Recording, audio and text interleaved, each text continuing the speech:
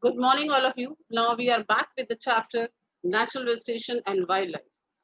Previously, we have discussed about the natural vegetation, and now today we'll discuss about wildlife and bird life in India. India, like flora, rich in its fauna. It has approximately 90,000 animal species. The country has about 2,000 species of birds. They constitute 13% of the totals world's. There are about 2,546 species of fish, which account for nearly 12% of world stock. India also shares between 5 and 8% of the world's amphibians, reptiles, and mammals. The elephants are the most majestic animals among the mammals. They are found in hot, wet forests of Assam, Karnataka, and Kerala. One horned rhinoceros are the other animals which live in swampy and marshy lands of Assam and West Bengal. Arid areas of the Run of Kutch and the Thar Desert are the habitat of wild ass and camels. Indian bison, nilgai, chosanga, that is called four-horned antelope, gazelle. Different species of deer are also found in India. It also has several species of monkeys. India is the only country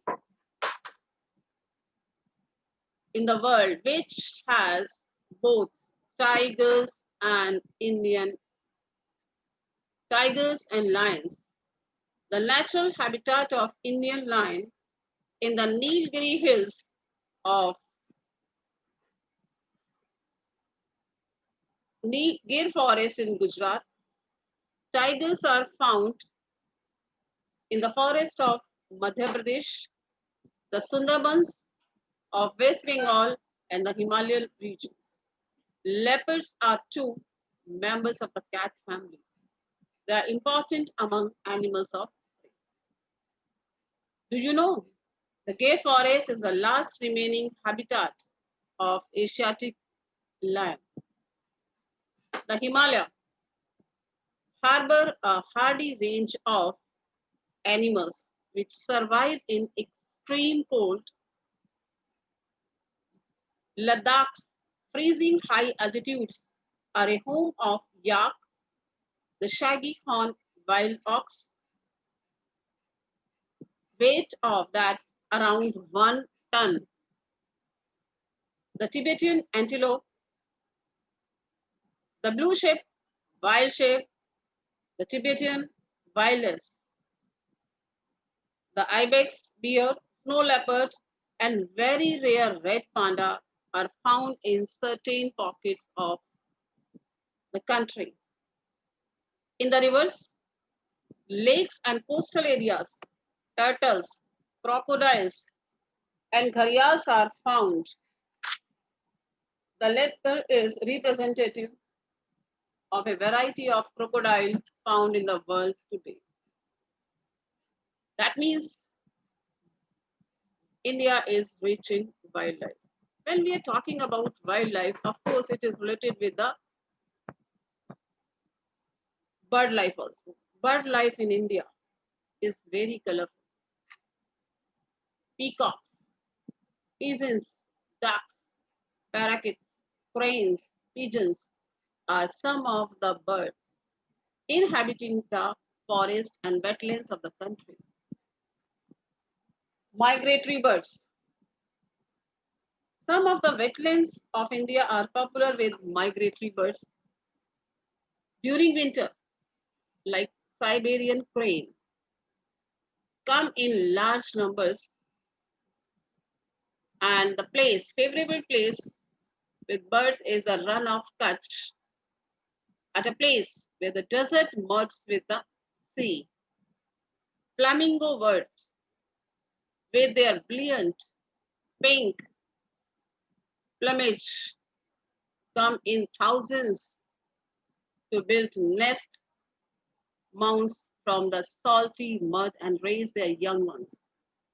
It is one among many extraordinary sights in the country. Is it not a rich natural heritage of ours? So India is a great variety of flora and fauna. But if you will see, we have selected our crops from a biodiverse environment. We have experimented and selected many medicinal plants also.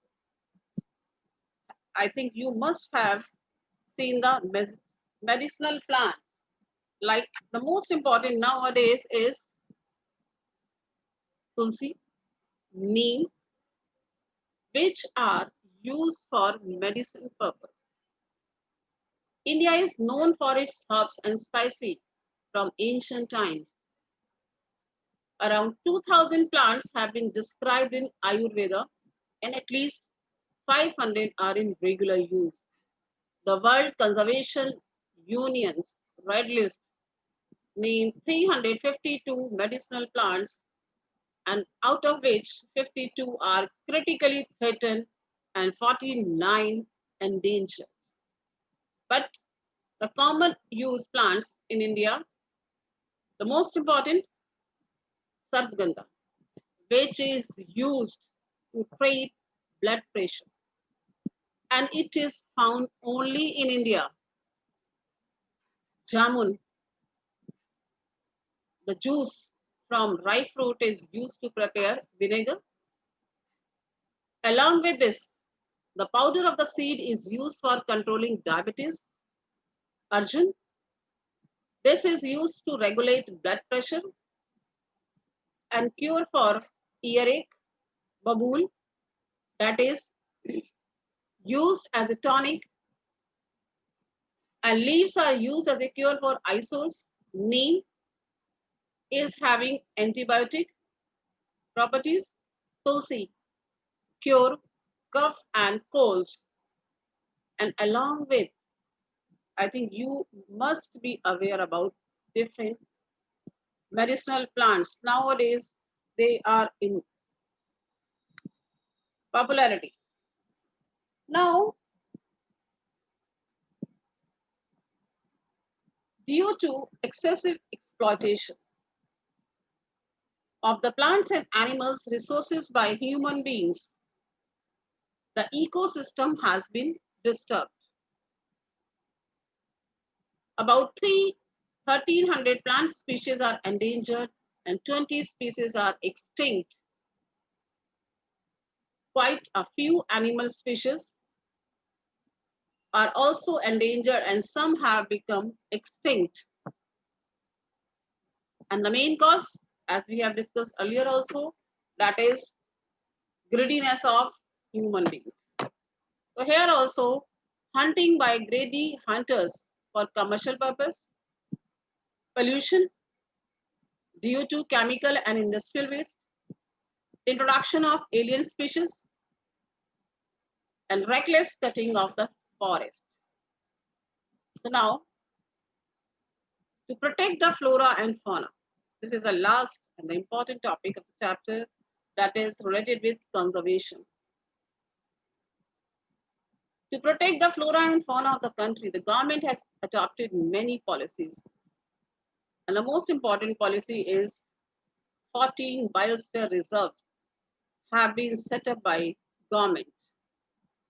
Out of that, 4, that is the Sundarbans in the West Bengal, Nanda Devi in the Uttarakhand, the Gulf of Mannar and Nilgiris have been included in the World Network of Biosphere Reserves.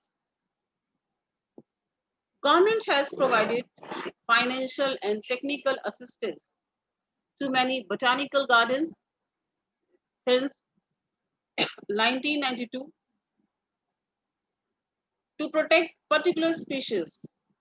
government has given special projects, that is Project Tiger, Project Rhino, Project Great Indian Bustard, for the conservation, protection of that particular species.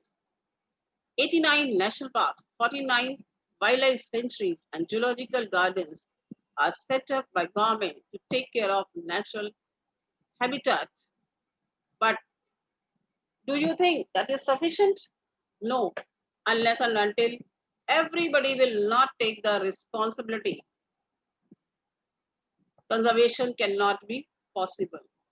For the conservation, each and every, all of us realize the importance of the natural ecosystem for our own survival. It is possible if indiscriminate destruction of natural environment is put an end. So now we should take the steps for the conservation